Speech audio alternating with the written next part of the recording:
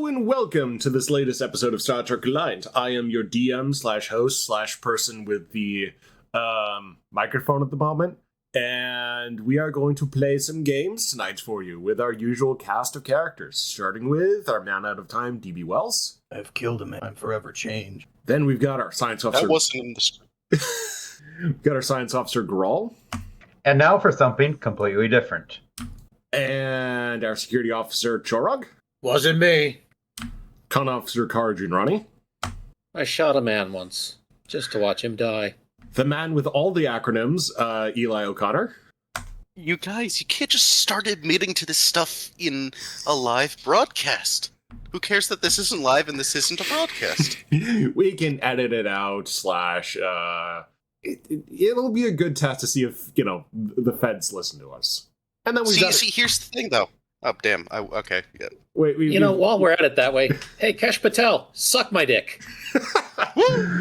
And then we've got, to finish off introductions, Chief Engineer Rick Tier. Look, I'm just going to step away from all of this and just record anything. Well, I'm not really even recording right now. So that is... I mean, all right, I'm good now. You're in Australia. They can't get you. We don't tolerate fence sitters here. Their Rick Tier's social security number is 7358. Yeah, his Australian social security number. Way to go. Okay. So if everyone's already admitted... Just to be clear, it's only illegal if you get caught, or if you leave witnesses. If everyone else is admitting to their murders, I'll admit to mine. I shot the sheriff, but I I did shoot the deputy. I did. I did. We both shot him. Also, I fought the law, and they're buried out in the desert. All right, so let's go ahead and get started with the actual episode rather than testing the system, as it were. I don't know why I'm taking that seriously. We did all the crimes, all of them. It was us. So, at any rate, though... Except that one crime. That one wasn't us. No, that was Kale. No, that was all me. All right, anyway... let's start off with the USS Reliant having a little bit of a glory shot moment as it's leaving Deep Space Nine after its successful retaking of the station. We've received much accolades, and Command has given us a pretty easy assignment from here on. We are going to be taking a long trek back to the IFAR system. Each of the ship's warp or various facilities are doing pretty darn good here. And messages make me lose train of thought. So basically the Reliant is heading from the western side of the Federation to the eastern side. And we're taking the long route. We're not just transwarping. So we're just having a lazy cruise is kind of like hey, congrats, you can now get your ship on order. Check to make sure everything's good to go, have an easy mission, and then get back to exploring. So that's ultimately what Command has done. There's also the rumor of promotions in the offing, but there's just a lot of administration that's going on currently in Starfleet, so that hasn't technically happened yet. But at the very least, Captain O'Connor is pretty sure that there's going to be medals for everyone. Course laid in, Captain. Entering Warp 3. I've set us a course that should take us past a couple stars, and, I guess over the next couple days it'll shave a few hours off. Fantastic. Warp at will. Aye, sir. Engaging warp. Setsa looks over and says, "Is that your warp out catchphrase?" No, it's not. I'm still like shopping it now. Okay. Well, it wasn't bad. It sounded really lame. That is definitely not it. Well, I mean, at the Academy, people would always, in the command department would always be, at least the people I heard at lunch, going on every day was, we're workshopping theirs, and it definitely is above the top 50%. I mean, you're not going... That's not instilling much confidence. It's not make engine go-go. Is that legitimately someone else's? I don't know if they were joking or not. It's difficult for me to tell. Were they pack-led? No, I think they were human. Okay, then they probably weren't. Probably. Okay. Well, but yeah, no, I was in medical in the academy. I took some command classes, sure, so I am qualified to do this, but I didn't get to sit around all day with, wannabe Kirks. Yeah, I mean, their hairstyling routines were pretty dramatic. I mean, okay, let's not get into hairstyling routine. Look at this.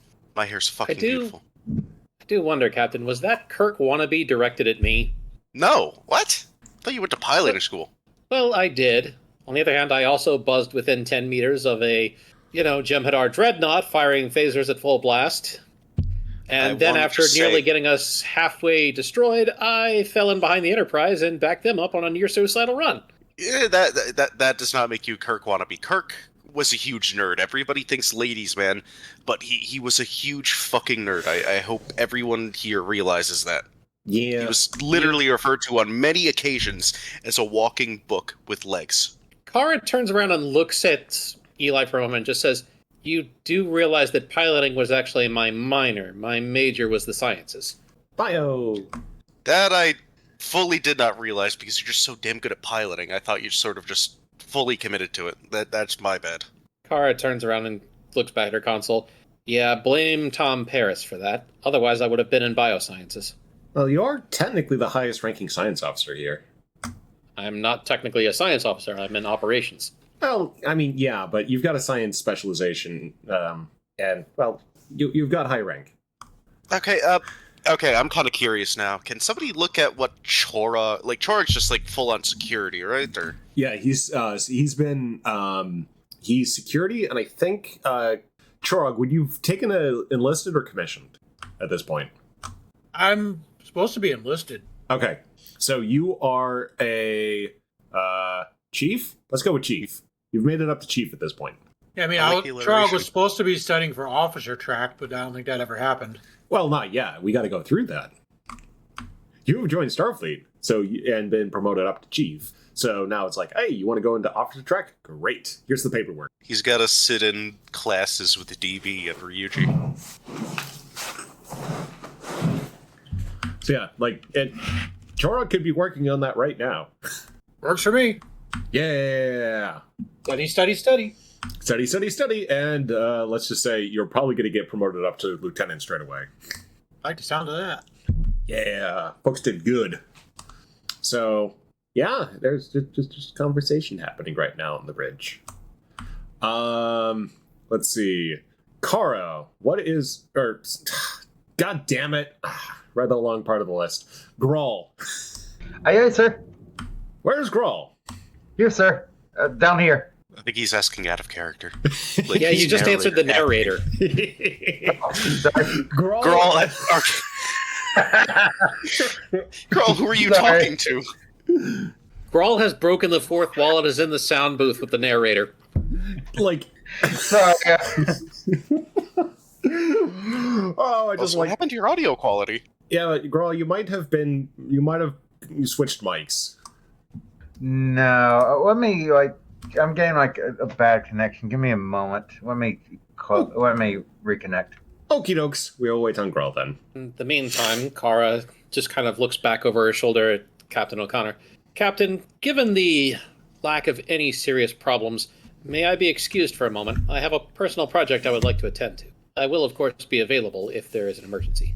By all means, I guess someone else can just take the helm just in case. Unless you want to, John raises a hand excitedly. Somebody that actually knows how to pilot, he says, looking at John. I've been training. Yeah, I've been studying the books. You've been training how to pilot a mech. It's different. Is this sound better? With the course laid in, we should not have to have any changes made. But I know, but Moon, if we suddenly get pulled out of warp or we get attacked or some bullshit, because something like that always happens. Ensign Moon can handle it, sir, and I will be available should that actually occur. Ensign Moon, Is meanwhile, it sound better? It's about the same, but I mean, it sounds fine. It just sounds different. Okay. Yeah. So, at any rate, at this point, Ensign Moon is tending a topiary bush in his quarters. He gets to call in, sighs, and puts on his uniform. Well, sucks to be the low-ranking man. I suppose we could have had John do it. In any event, Kara, turns, stands up, salutes Captain O'Connor, and heads for the turbo lift. Moon comes on station while John keeps a vigil over the controls to make sure no one touches them. Trust me, I'm pretty sure that on the ship there's at least a third person who could handle this as well. Fourth, if you count John. We have yet to establish 10 people at the very least. Yeah, well, how many people on the night shift of Enterprise actually got names? Yeah, pretty much. Night crew. We don't want the night John. King, John, Yeah, could you get me a croissant? I can get you a croissant. Would Thank you would you like anything to go with it? Cup of tea. A tea. Cookies. Yeah, jasmine. Yeah. He scuttles off to get the tea and croissant. I mean, I just love to like leave that image. It's just like there's like delicate music playing in the background. Kind of a. oh, kind we of a lost little- Grawl. Oh no! Roll Yeah, will this be time he back. didn't say he was leaving, so I don't know what's up. I think he did. It was just very muted. We wait for Gual. Meantime, DB, what are you up to? Assuming that what Carl left the bridge for was the dinosaur thing, probably bringing in supplies for the dinosaur thing. Big supplies. Did you? Yeah, probably just wheeling in metal and parts and stuff in boxes and whatnot. Did you do shopping at Deep Space Nine? No. Also, Okay. I see the message now. It's not the dino thing yet. Well, you can still be working on the dino thing, prepping up the dino thing. Yeah, like Daniel's reaction to that was, yeah, I need something to keep busy. So he's been keeping busy prepping for the dino project. It is at least an above-board project you can actually talk to people about and be social with. Grawl, He's you okay basically over there? assembling a build. He was basically gathering up build a dinosaur kit. I think Rick T might have been showing him just, okay, he's had how to use the industrial replicators for larger sheets of metal or construction, or to build, to fabricate some kind of joint or tool. So that means that both Rick and DB are probably in the industrial replicator area. Yeah, we would be. Well, Kara would have easily asked the computer for that, and she's probably going to walk in and look around and give a wave. I'm not interrupting anything, am I? Well, we're just making preparations. DB wanted to get a start in getting things ready for the robo-dino you suggested. That sounds like fun. I do have a smaller project, if you wouldn't mind taking another thing on. Sure. I don't really have too much else to do until we start building and planning and all that. So There's a synthetic blink, and then Kara just kind of, oh, well, actually, you could do it either. Either one of you. It looks like she had been talking to Rick before. Daniel just kind of looks between the two of you and says, "Oh, okay. I don't know. I'm here." We might as well make this a group project. Kara nods. Sorry, DB, it's just that you're always busy off doing your own thing. You don't seem to socialize much. Then again, maybe this is a good change. And she walks over with, knowledge is kind of at her heels. And she just kind of walks up to one of the tables and she just kind of puts her arm down. And then there's sort of kind of a bit of a crack and a rip as she just kind of pulls the casing off of her forearm. And she just sort of gestures to it and says, there's a lot of empty space in here. I was thinking we could probably install some weaponry in case I'm ever disarmed. What kind of thing are you thinking? Some kind of Well- maglev like the Yzil stuff, or phaser? I was thinking something more like... Go ahead, Daniel. I guess baseline question: ranged or melee? Well, in this case, I was going to go with melee, so I was thinking something that probably wouldn't show up as a weapon on scans, something like a chain whip. It would just look like more metal parts of my body. I mean, there's always something that like extends that would just look like pistons or hydraulics from the outside looking in. Kara nods to DB and just kind of gestures. There's additional space here. We could probably have it spooled with inside my forearm. It could come out near the wrist, and I would be able to launch it, without much warning and be able to use it as a whip weapon. I can see we've got an ejector system, as well as something to hold it back in, build it back in. Kara nods and says, do you want it to be, go ahead. like just be the whip, or any other features in mind, or because at that point it's basically just you're just basically asking for a spool of chain. That is the general idea. I'm not asking for anything major at this point in time. Just something I could use to help defend myself if suddenly caught in a hurry. Now, I suppose over time we might add to it. But for now, let's keep it simple. This would be the first major alteration I have made to my body. Fair enough.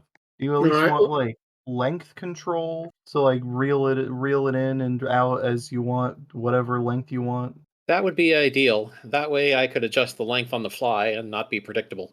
Maybe also use it as a grappling device of sorts in a pinch. Only if I learn how to do that Indiana Jones thing. That's what practice is for.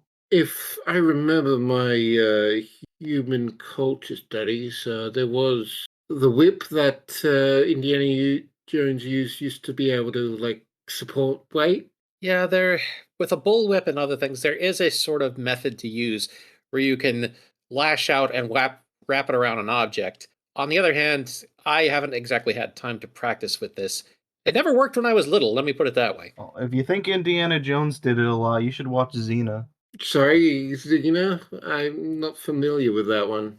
I guess that makes sense. It's a little bit more niche than Indiana Jones from my time. It's just it was a TV show. She used a whip a lot, mostly in a lot of, but like is a lot of grabbing things and swinging from things with the whip.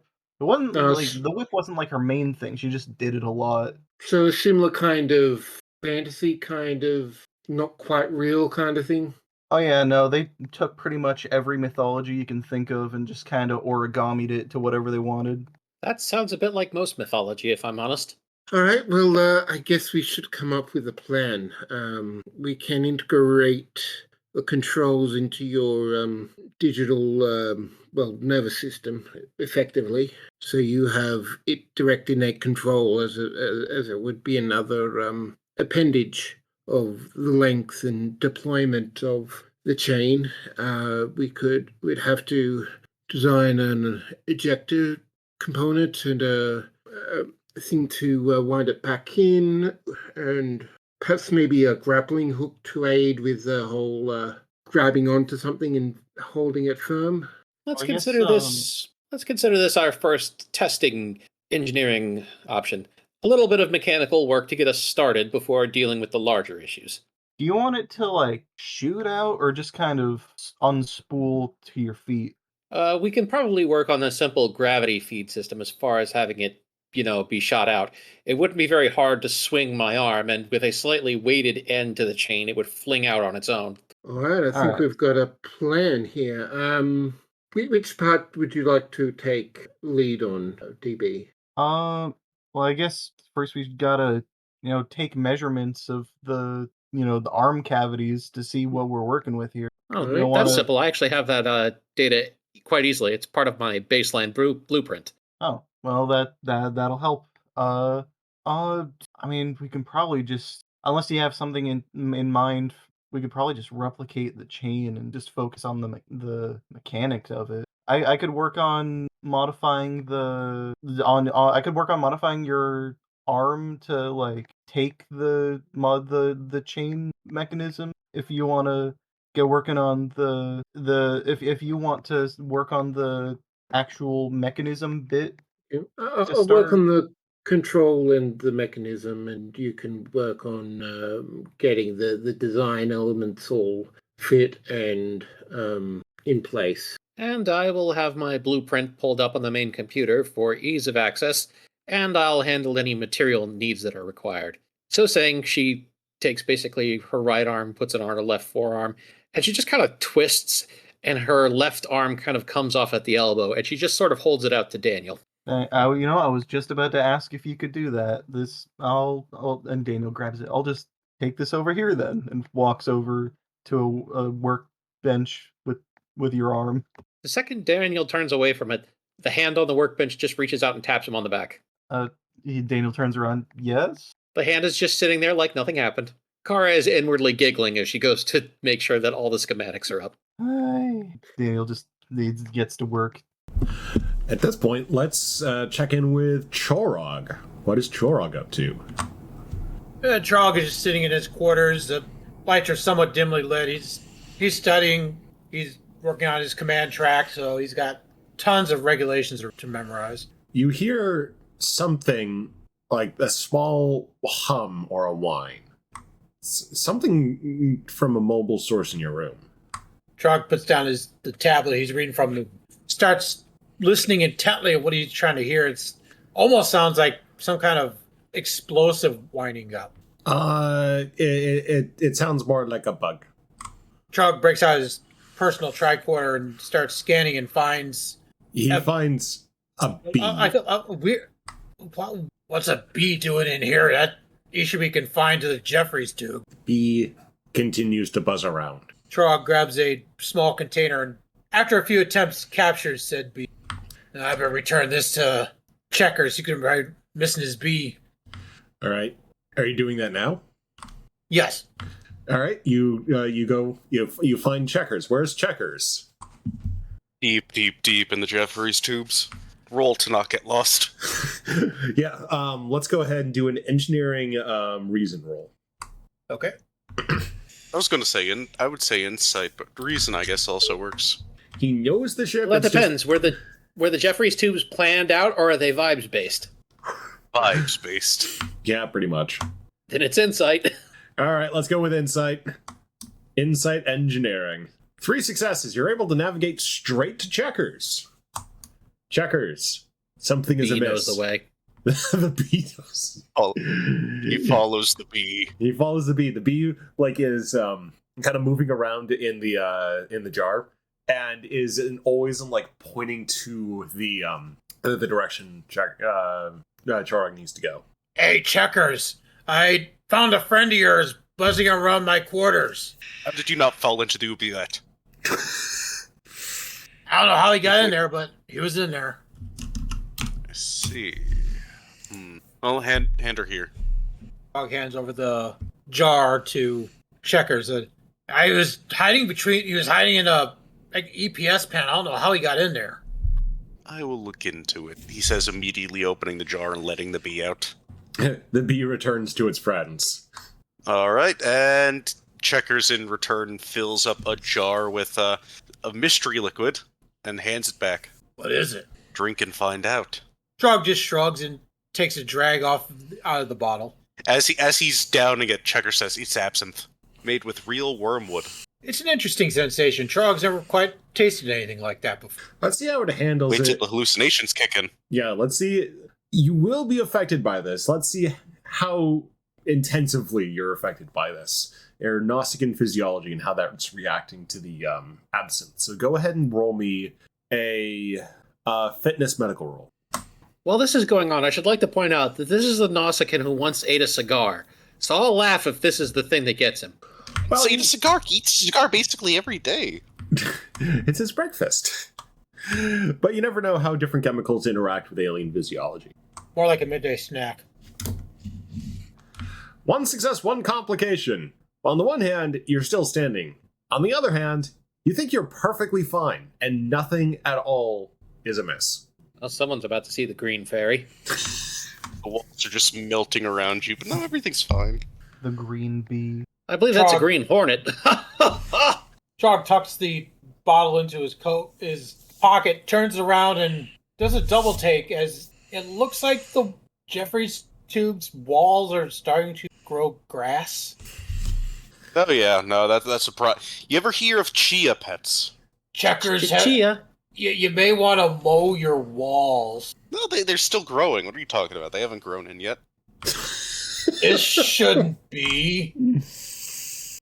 Before Chorog kind of stutters and Wait, kind of lays down to take a little bit of a nap. you can see the future, can't you? Because grass will be growing on these walls, and whatever chias grow, I don't know. I didn't look too much into them. Butterflies. This is also like the little Jeffrey Tubes alcove where he has this little pizza place. He's got the brick oven right there, places for seating. And Trog decides now's a good time to take a nice little nap. You go night-night. There's a couple ensigns in here. Yep. But Chorog... But it feels a lot quieter without the second Checkers. Yeah, Checkers, though.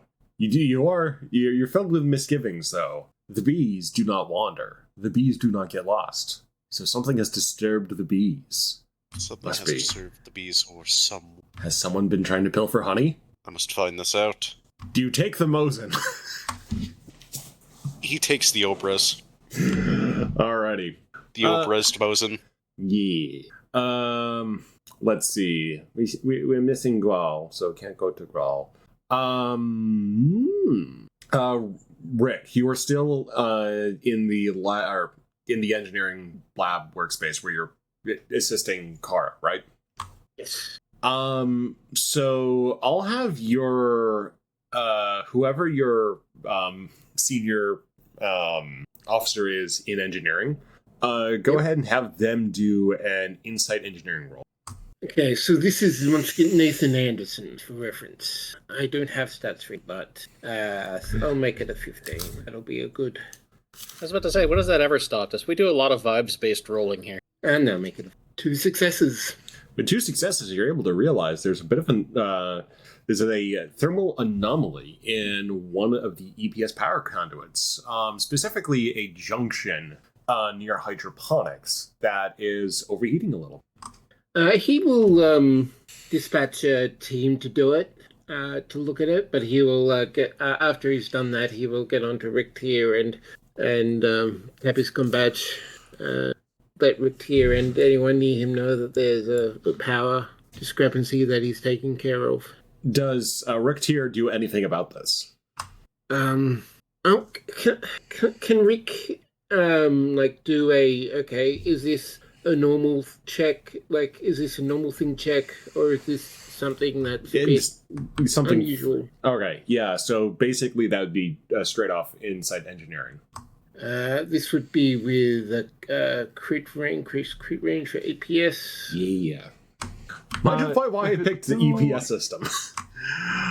With one success, you're able to tell that this is a bit strange, but with all the work that's been done on Reliant and the stress that's been put into it, it's not like alarming. It's just like that's a bit odd, but figures something that has a little bit of a glitch.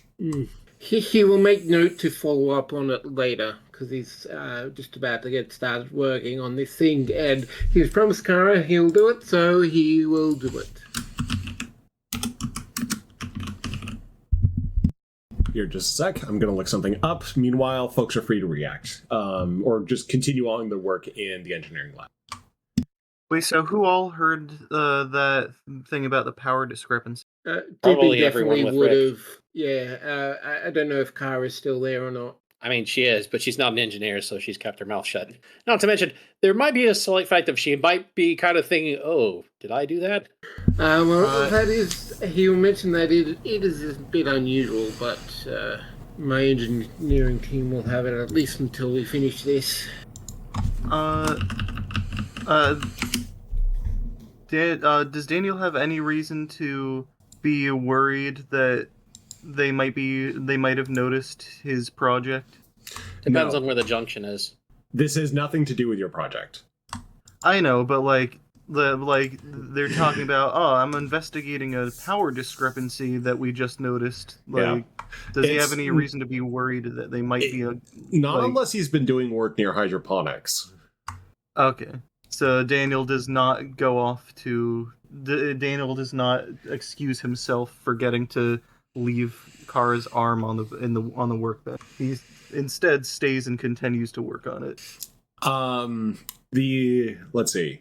That's the sequence of events here. The engineering team arrives at the wonky EPS junction. It's in one of the Jeffries tubes near hydroponics. Right, so they take whatever covers off and they do whatever scans or look at it or whatever. Before they have any before they need to do any scanning, they notice something a bit odd. There's something that's lodged in the relay itself.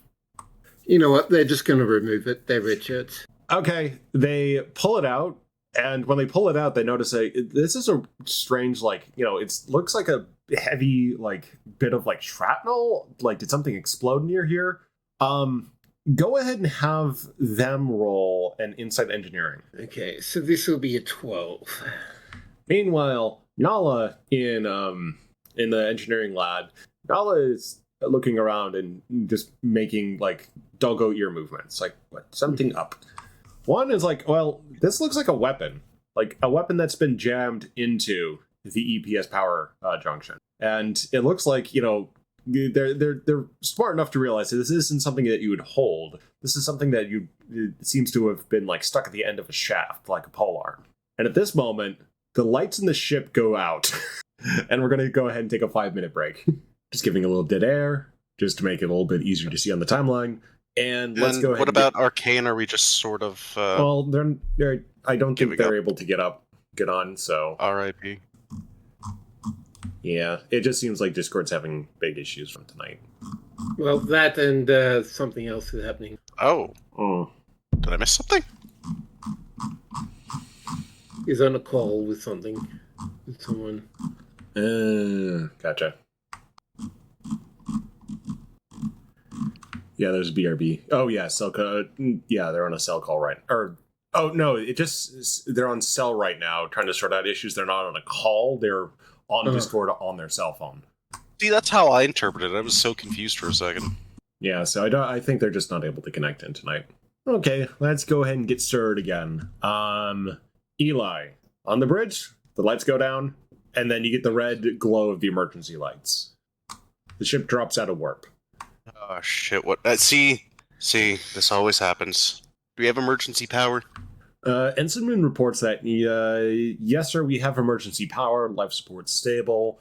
Could probably bring up shields if we need to, but yeah, we're just having, it seems like just a cascade power failure issue. The readings are quite unusual.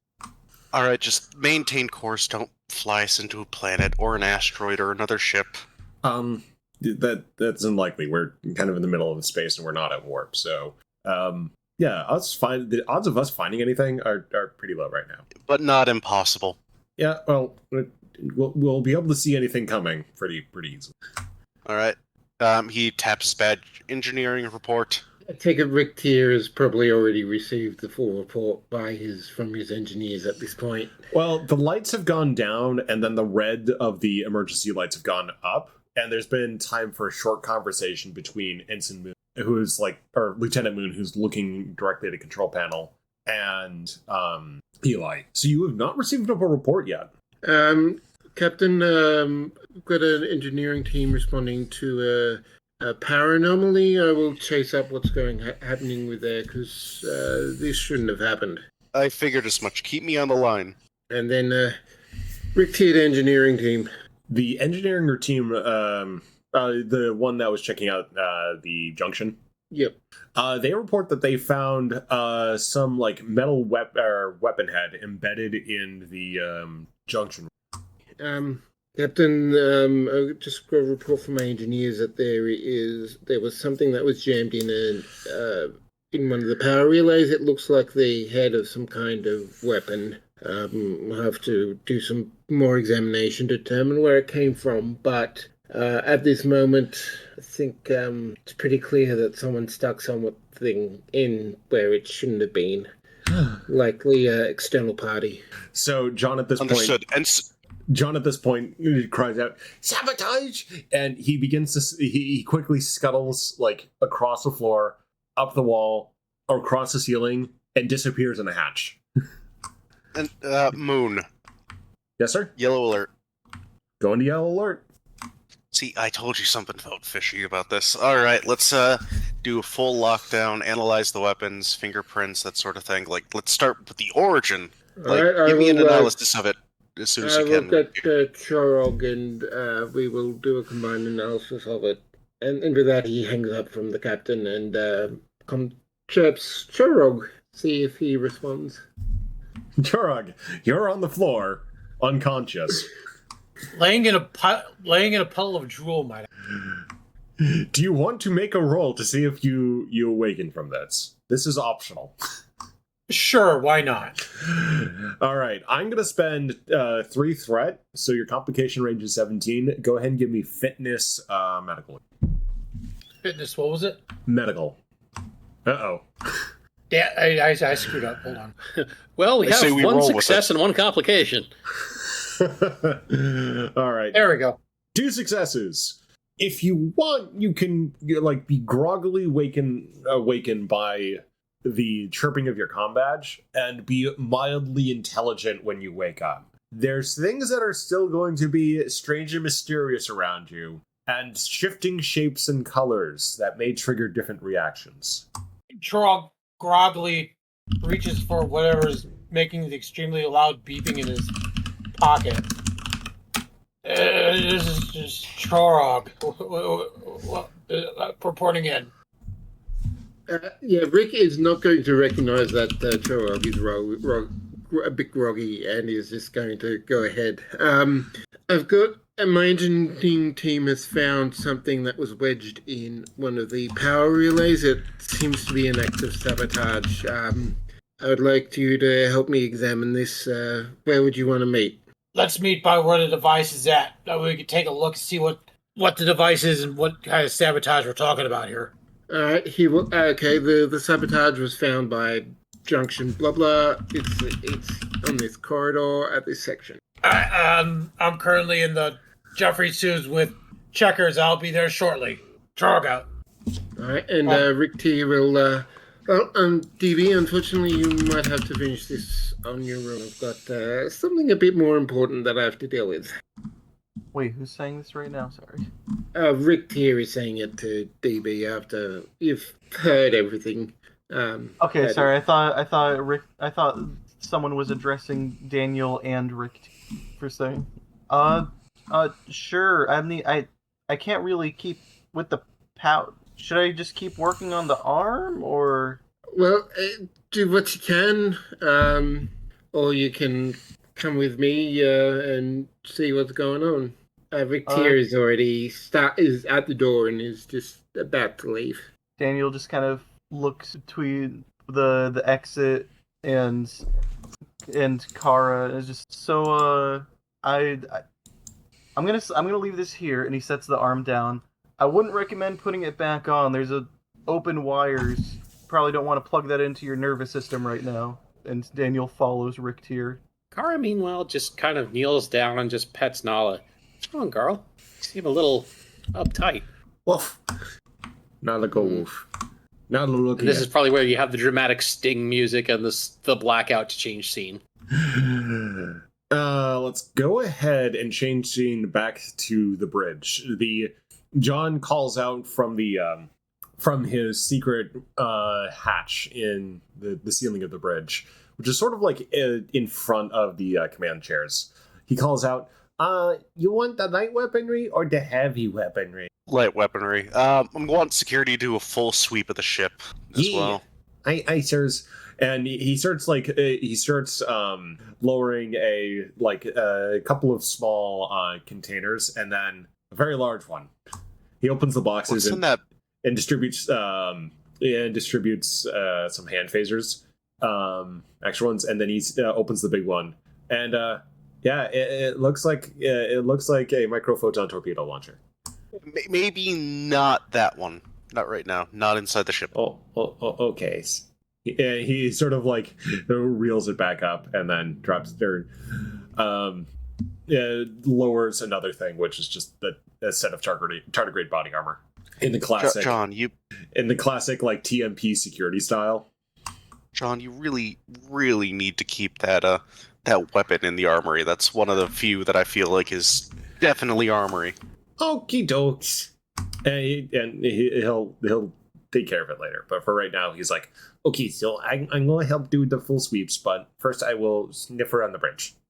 Make sure everything's safe. Just go straight to the sweeps. We got the bridge. Okay. So he puts on his armor and takes a hand phaser and scuttles away. As soon as John's gone, Eli whispers to Moon, "How the hell did he requisition that? I couldn't even get one of those." I don't know, sir. Did he requisition one? I mean, he can kind of go anywhere.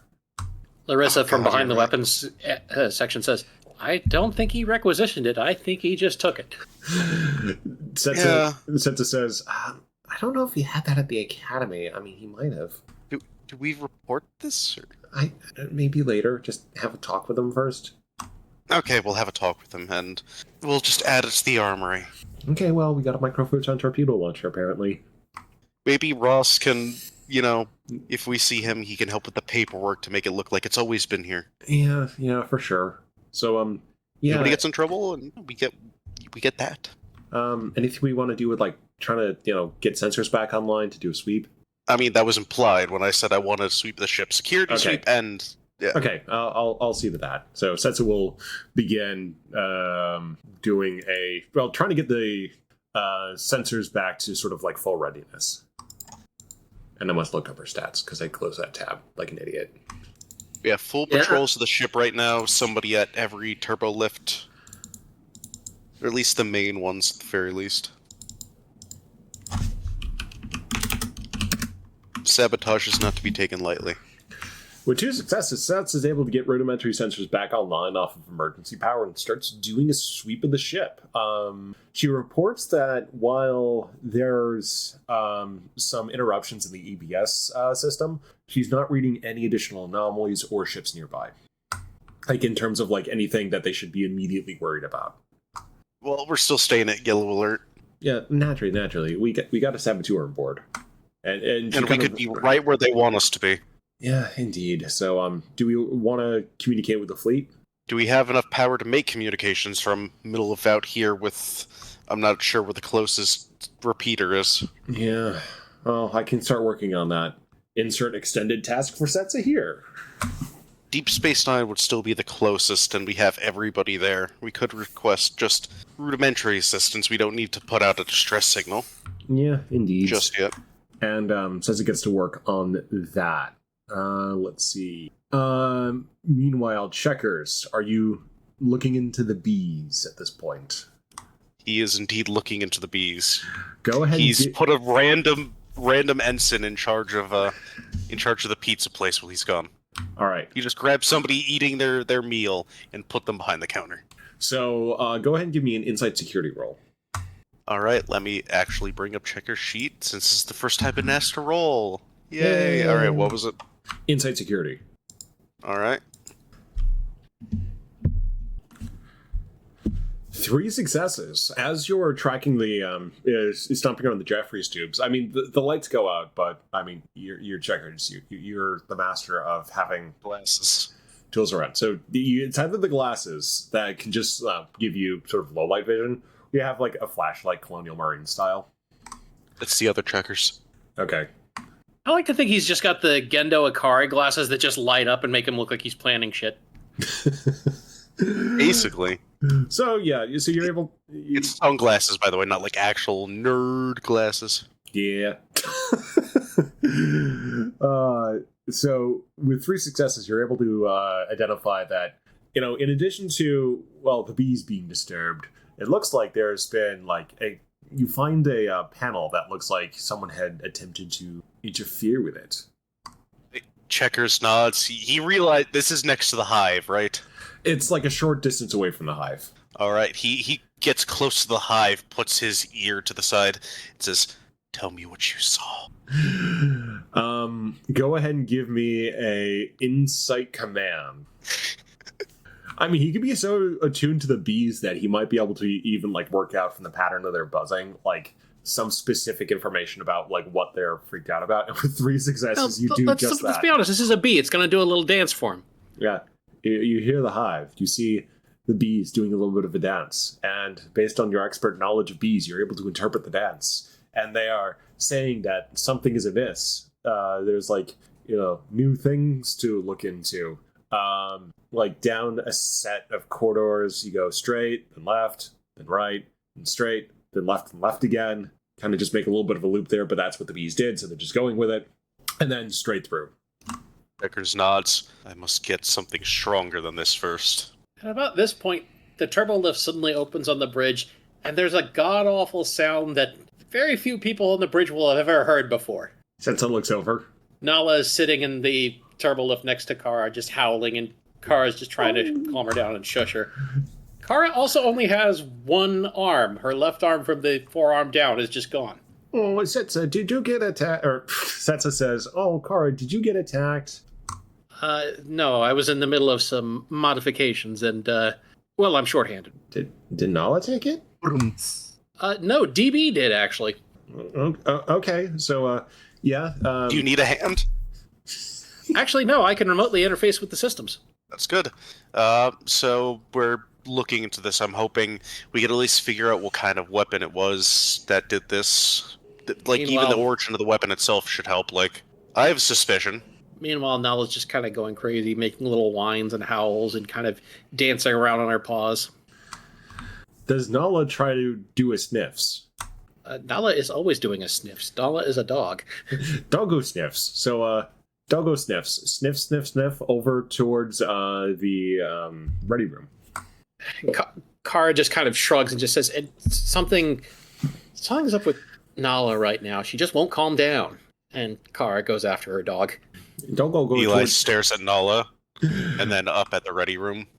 So as Nala approaches, like, the doors open and there's just like the sound of something clattering in the ready room. Eli bolts to his feet, or gets to his feet and just immediately bolts in. As you're Kara bolting, brushes in too, behind her dog. as you're bolting in, you see one of the there's like a panel that's fallen out from one of the walls. There's nothing right now, but I mean, something just did the panel moving. Kara just immediately checks around for exits to the Jeffries tubes. Like There shouldn't be any entrances or exits except for that one right there.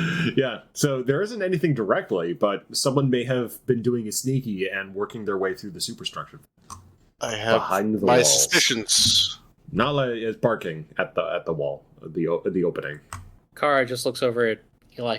Captain, I believe we've got rats in our ship. Very large rats. Probably Rats with of unusual Katarkan size. polearms. Yeah, that's what I was thinking too. Setsa calls out, "The Reuthayans wouldn't do this to us." That's not... Face palm, probably double face palm from both of them. Yes, well, facepalm indeed. See, as soon as I heard weapon, I was starting to suspect Jem'Hadar given recent things, so... They are the most recent hostile force we've dealt with. And to explain what's going on with Nala, she can't see them, but she can smell them, and it's driving her nuts. Okay, I have an idea. Shoot. Get everybody that on our ship. Spread this... Okay, hold on. So let's go to the bridge where we can't be heard. He says ushering them out of there just in case, Jem'Hadar's staying close. Okay. Kara goes over and has to kind of lead Nala unwillingly by the collar back to the bridge. We're going to have all organic beings, put a, mask on, just, respirator. And we're going to put sleeping gas through the ship. We're going to knock these fuckers out. I mean, no skin off my nose. Yeah. All right. As you're going through that, let's go ahead and go for the team analyzing what was used to do some of the sabotage. So that's DB, Rick, and Chorog at this point. Have we gone to the You're all at the Jeffries spot. tube with? Okay. You're all at the spot. The engineering officers hand Rick the stabby stab. And they sort of describe where they found it. This is, alright, well, this is definitely some kind of beer or pole top head. Trog looks it over. I've seen this before. Indeed, you have. This is a Kartakan. This is a Jem'Hadar polearm. That would explain a lot. Why the power would go out, why we haven't detected sabotage previously, and considering what happened on Deep Space Nine. Alright, so I guess we probably should find a way to neutralize the stealthing capabilities, the cloaking they've got. I have some ideas. What about you, DB? Do you have any thoughts about that? Daniel was just kind of distracted. He was trying to use his chrono scanner to see if he could see the person stabbing the wall in the past hour. But it sounds like everyone figured it out. And he's just like, oh wait, huh, what? Looks like we've got a Jem'Hadar. They've got a masking capability to basically personal cloak. Oh, I don't know much about Jem'Hadar. They Jem'Hadar have an innate ability to shroud themselves. Well, I better let the captain know, and he'll tap his gun badge and confirm that the captain. Yeah, we've got it's a Katakan. The top of Yeah, Katakan. we've figured we're already making preparations. We're gonna fumigate. All right. Well, I guess I'll get everyone here, get my team to head to medbay then. Now, here's the question. How do you relay the orders for people to mask up? We're going to I'm going to work on a system of couriers, Very good, very good. all by word of mouth, and make sure all the animals on the ship are taken care of as well. You can put the baby Let's tardigrades be on honest. that one. There are probably quite a lot of animals on the ship, and/or people who, frankly, it won't hurt the ship to be unconscious suddenly for a little while. So if we miss some folks, we're probably not all going to die. Yeah. How is this going to affect the bees? They're going to go to sleep. Yeah, they're just going to have a nap. Great opportunity to get You ever some put a bee in a They have tiny refrigerator? nests. It's going to be like that, except the bee's not as cold. Like at the moment there's a the anesthetic is detected, like an emergency enclosure comes up around the bees to protect them. Their hive has an automated armor and environmental system. Checkers has added that, if there's a whole breach nearby, they get a force field.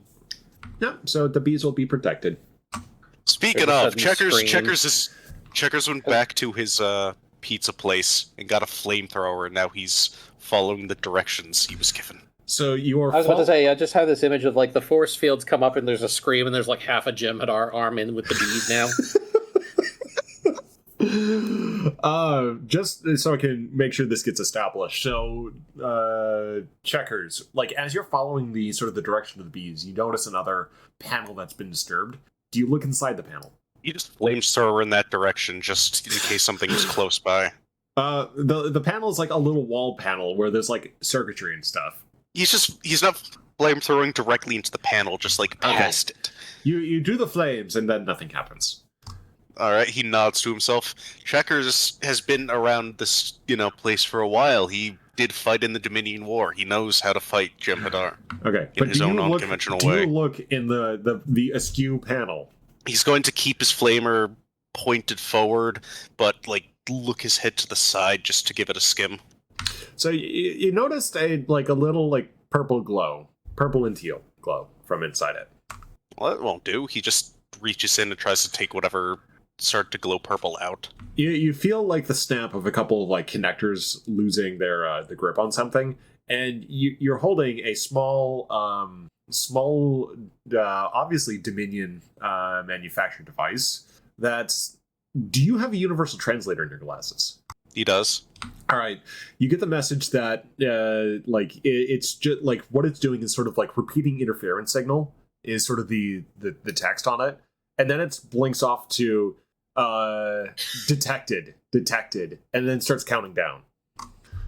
He gives it a sniff. It's like a bloodhound. He's going to track down this Jem'Hadar. And then he crushes it in his cybernetic hand. What? The countdown. He can't blow up if it's crushed. Okay. You get a little bit of a spicy, a spicy blast, but more of a dramatic, poof. A fuse went out. And it's probably a little bit hazardous. You might have some residue on that hand. That's not too great. But, okay, so you crush it. No, that's okay. Okay, you can just wipe that hand off on a Jem'Hadar. All right. Checkers continues following the path. He's hunting down the Jem'Hadar. All right. Let him get one before they all pass out. Okay. I'm reconsidering something. All right. You hear the sound of a small bee. It's not with the hive. It's been down here. A lost bee. Checkers is slowly and carefully making his way to go get the bee back. It sounds distraught. Checkers is still maintaining his caution. All right, go ahead and give me insight security. Give me a second. Insight security. Okay. Would it be insight security or insight medicine? No. For what I've got planned, it's absolutely 100% security. Okay. Would street smarts count as a? Yes. Checkers knows this game. One success. Something amiss. That should. Okay, never mind. Yeah, that's good. Yeah, there's something amiss further down this particular corridor. There's a dead end. Is there even a real bee over there? No, there is absolutely a real bee. It's like kind of at the corner. So, like, say, like 20 meters on, there's sort of like there's a bit of a junction, and then like the exit to a Jeffrey soup hatch. All right. So we can't just flamethrow over there. I mean, you could. You would just have to rescue the bee first. It's going to slowly make his way over. Within grasp of the bee, or container range of the bee. Yes. You rescue bee. He rescues the bee. You rescue the bee. And now, do you want to do flamethrower? Yes. Actually, no. Checkers, he shuts his eyes really, really hard and drops a flashbang a couple feet in front of him. You hear a shout. All right, And you immediately feel flamethrower the a shout. What was that? Flamethrower the shout. Okay, you flamethrower down the corridor, you hear the shout, you hear a little bit of a scream, and then the Jeffrey soup hatch at the opposite end opens up, and something falls out with a thump. Is it on fire now? It's very crispy at the very least. Probably It could a be little more bit on of fire. fire. Not like Checkers is gonna not follow. napalm on fire, but yeah, you very much got something crispied on the other end. Checkers is going to follow and keep at it. And you're 80% sure there was not a crewman on the other side of the hallway. Yes. And you open it up, and there's a stumbling, mostly cooked Jem'Hadar standing up, like trying to stagger away. Looks like meat's back on the menu. Extra crispy. And then he just... Okay. He does, yes. He does a bit more fire, and it doesn't take much to bring the Jem'Hadar down. He taps his comm badge immediately. God damn. Not that bad. Not that bad. We are not dealing with a New Hope situation. We're stormtroopers with blasters, apparently skeletons, but yeah, he's in critical condition, not fully dead. He immediately taps his comm badge. I got one. He forgets he forgot to say it to someone, so then he says, "It's a shipwide Checkers. announcement." Okay, yeah, never mind. It's a shipwide announcement. Checkers on the general comm just calls out, "I got one." Kara just kind of looks up from where she's struggling to get sort of a canine gas mask onto Null and just says, "Okay, well, I guess that's confirmation." It doesn't take John long to scurry over to where Jorg is. He can just cross-reference and spore jump. And he puts a pair of handcuffs on the crispy Jem'Hadar. You'll have right to remain silent. You do bad things, but we're going to give you medical care, because, you die. We go to rehab, be nice, and be friendly, and maybe you can join the crew. Okay, thanks, Checkers. He waves. Meanwhile, Checkers John nods. shows up with, the Jem'Hadar and medbay, and Ged looks over. I didn't order Jem'Hadar for lunch. Okay, let's go back to the engineering team. So you've got the problem of, something weird has gone on with the ship. You've got a physical act of sabotage, but that shouldn't be enough to just completely take out the systems on Reliant. Well, he will basically call in everyone in engineering to do a full sweep and check of all the EPS conduits, do diagnostics of the main systems, to see any ideas of where additional fun gifts might be. All right, go ahead and give me reason or insight engineering. Reason is his best. Yes, so I'll do reason. And with the EPS count, I presume? Yep. All right. Two successes. You're able to work out that, below the regular EPS power signal, there's a kind of a lower frequency signal that's sort of obscured in the normal pulse of the EPS systems. So this is probably something that spoofed the EPS grid and the control mechanisms that are keeping that from not discharging a supernova's worth of energy throughout the ship. All right, is there a way to find and disable the signal filtered out, for example? You could. It would take a physical device, added to the sort of the primary EPS couplings in engineering, though. So Okay. yeah, you just need to add a little bit of a modulator and filter system. Okay. I think He will turn. I can filter. He'll turn to Chirog and DB. I can filter out this harmonic that's interfering, but we'll need to find to restore power. But we'll need to find all the stuff that is all the devices that are causing it to begin with. So if you two want to try and sort that out, I will restore power. So we're being asked to build the thingy to make the thingy possible? No, Rick is asking you to find just do some do a physical sweep of the EPS conduits, the relays, and find any more additional things before then filtering it out. Okay. I'm just gonna. Yeah, sure. I'll just go grab my suit first, and it goes to walk off. I'll start the aft end of the ship and work my way forward. Yeah, don't forget to. We're still doing that anethrazine gas, so make sure to get yourself masked up as well. I'll run by my quarters and grab my mask. It has a built-in filtration system. And Rick will get himself sorted with a mask and head back to engineering.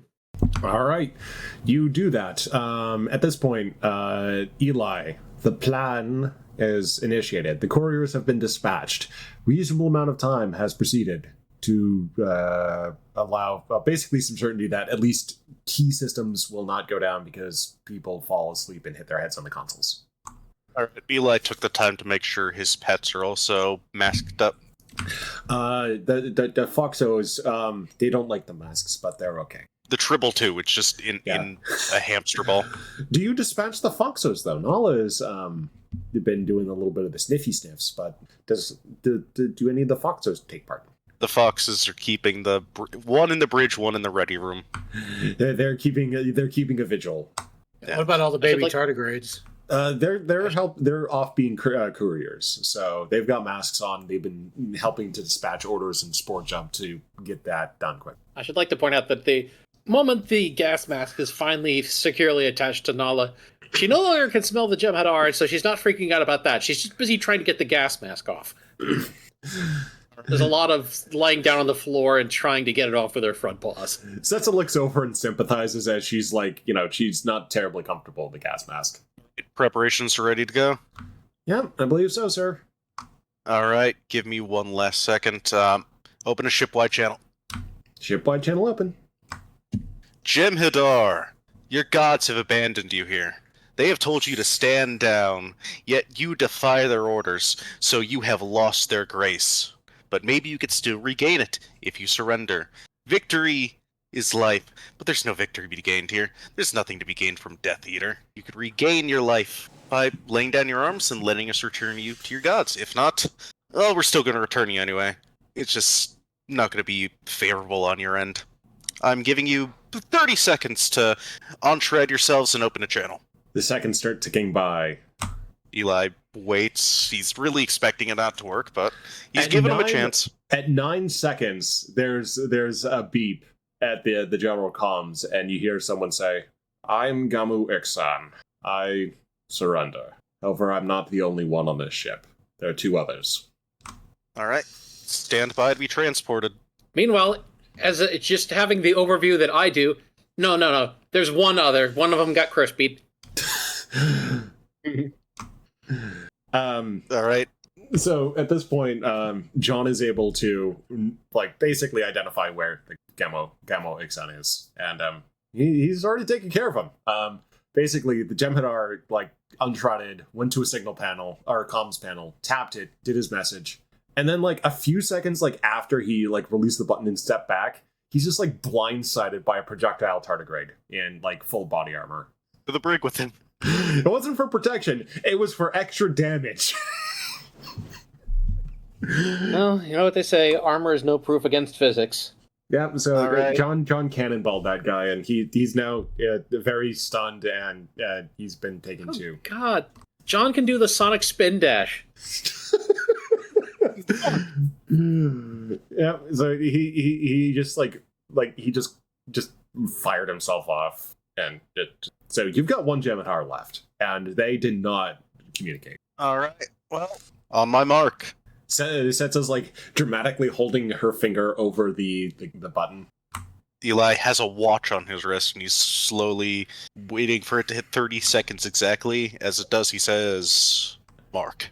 Setsa taps the button, and there's just a bit of there's a hiss from the ventilation systems, and there's just a slight little bit of vapor coming out. All right, now watch internal sensors and wait for another Jem'Hadar signal to come up. Okie dokes. And Setsa's watching the internal sensors. And she's also going to try continue to work on comms or long range comms as well. Meanwhile, Kara sniffs a few times and says, "You know, when it doesn't immediately knock you out, you notice that stuff has quite an odd smell to it." Grawl, if you are back, I've got scene for Grawl. I don't think Grawl is back. Okie dokes. Let's see. Chorog, Yes. you've got your mask on, correct? Yes, Charles ran to his quarters, grabbed his breather mask, and is currently sweeping aft to fore, looking for any signs of the Jem'Hadar or other disruption devices. As you're walking along, you just hear a thud behind you. Trog continues sweeping, pretends not to hear it, but he's taking full note of a rather loud thud behind him. So he knows he's being he's being trailed. So you keep walking. I kind of want this to be the case. Oh yeah, Trog completely no-sells the fact that he hears this thud behind him. But he knows full well he's being followed. So is anyone else with Chorog right now? Daniel was sent to also investigate that general system area, whatever stuff. So Daniel could just trip over this guy. Yeah, so you trip over something and just completely fall over. What the hell? So you look up and there's a gray-looking spiky alien in a gray jumpsuit with pointed shoulders, just on the ground holding on to some kind of suction device, in each hand, and then he's got knee pads of similar vintage. This man may have been on the ceiling. Daniel taps his spacesuit's comm badge. So I think I found the guy. Where is Daniel behind Chorog? Or where is Daniel is behind Chorog. He would have to be to trip over. Because what the thump was this guy falling off the ceiling after getting hit by the gas. He was going to do an ambush, but it did not work. Turns his head slightly and says, "Daniel, don't move." Why? The Jem'Hadar is not moving either. Daniel, he's sleeping. Down. He's sleepy. Down. Why? There's the floor and this unconscious guy. The unconscious guy is the guy we're looking for. Yeah, I just called it in. Yeah. Is this Jem'Hadar a honk shoe, or honk me kind of sleeper? I do not know the difference. He is loudly snoring. Okay, yeah, he's loudly snoring. A honk shoe. And it's Trog turns around and sees a Jem'Hadar just completely passed out. This guy's snoring as loud as possible. Daniel, put your phaser, keep him covered. I'm gonna disarm him. Sure. I mean, people. I already. Never mind. Are you okay, Chorog? You're a little on edge. Fairies are pouring out of the little blue fairies are pouring out of the environmental ducts. Chorog is very calmly trying to not notice them, despite the fact they are beckoning him towards them. Singing a sweet siren song.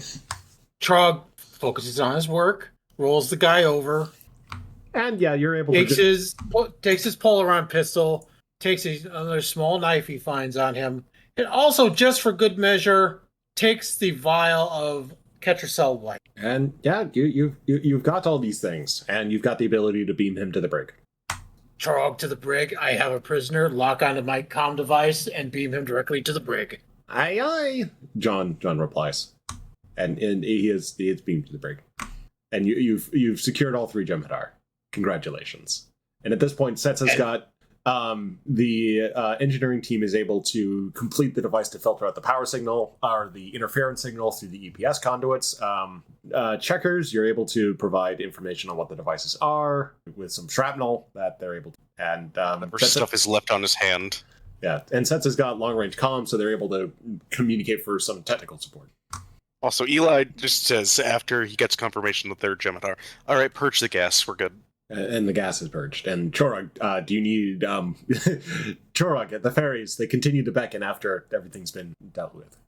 Trog just shakes his head a little bit and tries to rub his eyes. Daniel's just staring at Chorog like there's something like he's grown another head. Daniel, I don't want you to be alarmed, but you are being swarmed by blue fairies. And they are calling to me. Hey, You're alone in a darkened corridor when Chorog says this to you. have you been eating things off the floor again? No, but they're calling to me. They're beckoning me towards them. They need me to follow them. Okay, well, if they're on me and want you to follow them, then I think that means they want you to follow me, right? Oh, okay. I'm going to walk this way towards the med bay. And Daniel's gonna slowly turn and start walking away, looking back to see if Chorog's following. Chorog starts slow walking forward, running a little bit, stopping, kind of cocks his head to one side, nods, and continues slowly walking, combination of the two, following Daniel and the blue fairies. And with that, the main part of the episode is over, and we can proceed on to follow-up scenes. But yes, you have captured 3 Gemitar. One's completely unconscious and will be fairly uncooperative. One has been toasted and will probably not be able to cooperate for a while. But then you've got Gamma Ixan, who is quite cooperative. I guess a little bit time later, me and Rick here and Daniel would have finished the Kara's hand alteration. Yeah, I added a couple different chain ends that can be selected within the arm. One's pointy and one's blunt. Kara nods, and we've set up a nice little dummy. We're going to call him Bob, and Bob's about to have a bad day. Daring security. Yes, Bob actually has a very bad day. Kara whips her arm out from the side, and the chain flies out and slashes across, Bob's faux torso, leaving a deep gash in it. Kara nods. I like this. I see you chose the pointy end. No, that's just the chain. Oh. Dun, dun, dun. So how much can you bench press again? 3 or 4 tons. Right. Try not to get in your way. I can control myself. Setsa nods at that. She's been watching. I mean, she literally is controlling herself. Every part of the body is a machine. She hasn't. Yeah, there's a reason. There's a reason I didn't ask for something soft like rope. The whole idea with the chain is that the links here basically form a cutting surface. You know how a chainsaw works, right? Yeah, it has little blades on it for cutting. Well, Some do. That's the thing, they're not really that sharp. It's the speed of the movement and the hardiness of the metal that combine to effectively shred something. Kara, using her other hand, yanks on the chain a bit, snapping at Taunt a few times and says, "See? Duranium. Not gonna break. Very hard." Was Duranium another space metal? Space metal. Setsa nods. I really gotta just take a look at the current periodic table or something. Have we shown you transparent aluminum? I think we should have done that. That was the thing back in the 80s. Setsa says, "I've always kind of wanted a big sphere translucent aluminum just to use it as a rolling capsule." You realize you're standing in the industrial replicator bay. You could make that happen if you really wanted to. I could. Do it. Meanwhile, Kara goes back to practicing on the dummy. And I don't think I would sensible.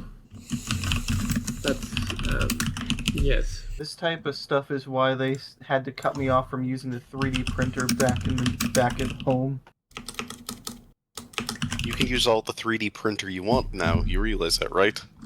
Yeah, there's still energy concerns, but mostly fine. I mean, I don't think he's going to replicate 1,000 pounds of uranium. That would take a lot of energy. Just to be clear, no uranium unless it's absolutely necessary. Wait.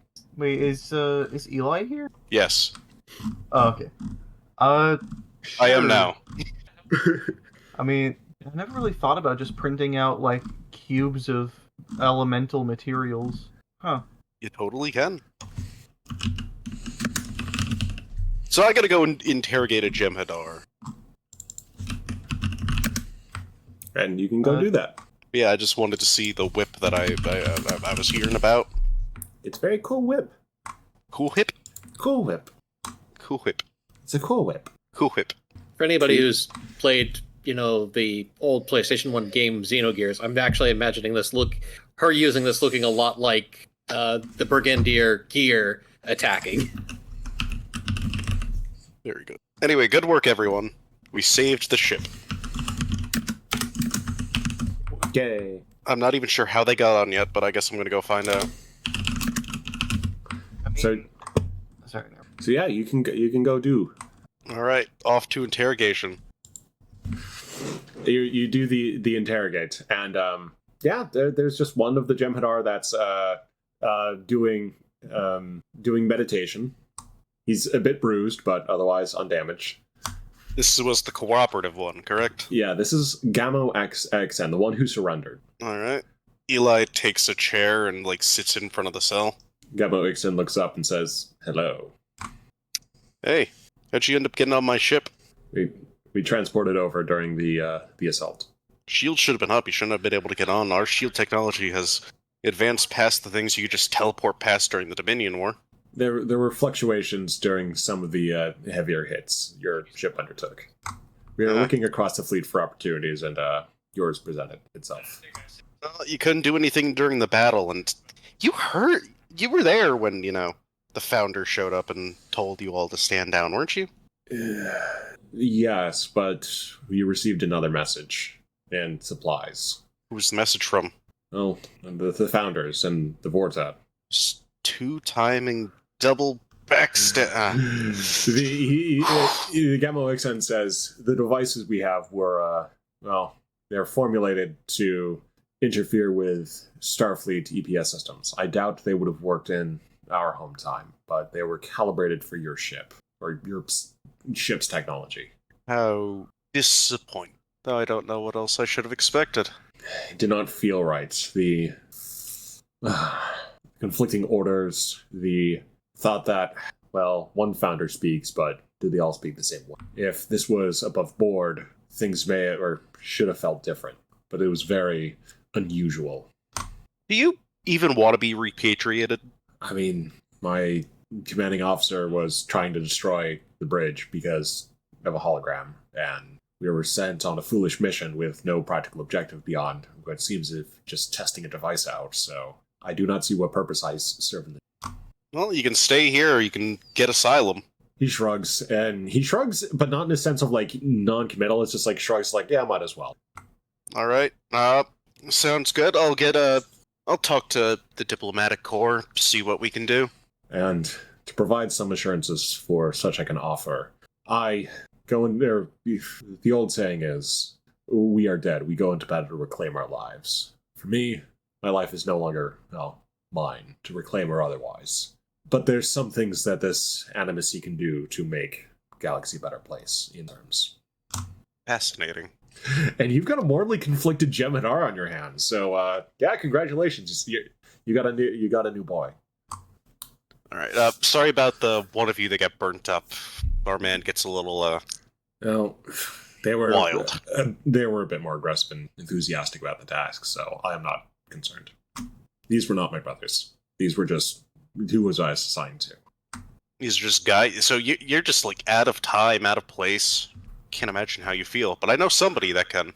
He nods, just taking it at face value for the moment. All right.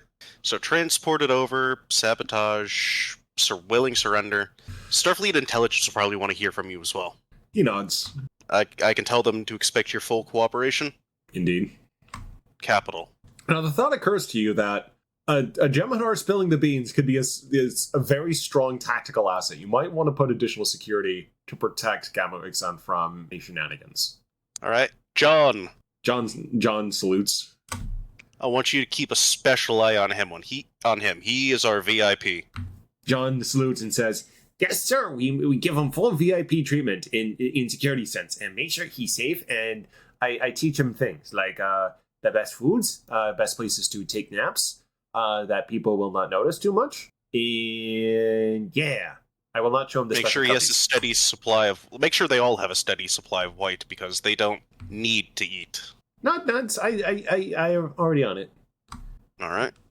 We Very can good. Thank you, replicate. John. If anything happens to him, though, that's not good. So by all means necessary.